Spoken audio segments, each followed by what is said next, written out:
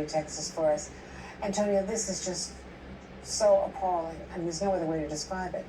Because they not only were there, they were heavily armed. They had, body, you know, body jackets on. I'm sorry. I'm just so upset by watching it again.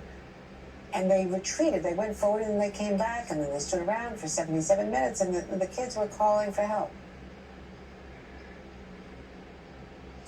That's right, Andrea. And here in the community, there is incredible pain and anger right now. As you mentioned, families, community members were expecting to see this footage on Sunday morning, but they've been fighting for more transparency and for the release of these materials now for 7 weeks. It's been well over a month since the shooting happened, and authorities could have shown the families this footage much sooner, but now it's been leaked. It was a bit of a shock to people last night.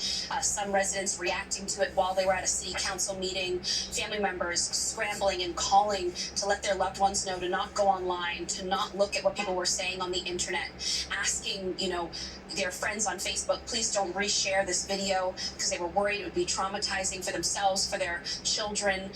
And some of the anger is directed, of course, at the reporters for releasing this, because families expected to have a bit more time. But a lot of the anger is, of course, directed at law enforcement, because as you described, Andrea, this is incredibly disturbing stuff. I mean, you see the gunman enter completely unobstructed. He's calm and collected, certainly not looking like someone who is afraid of being imminently, pursued by law enforcement. Take a look at some of what the family shared in their own words.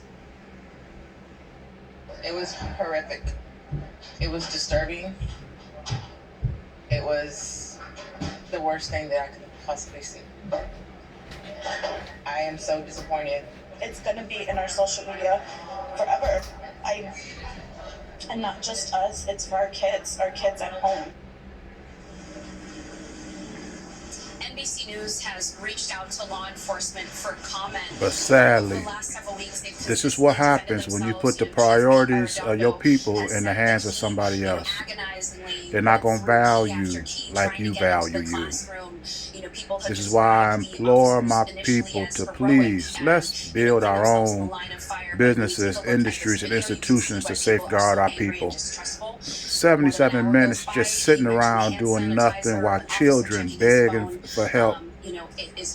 And this is ridiculous. If this don't do it, I don't know what else will. I mean, they just must be horrified. Antonia, thank you very much.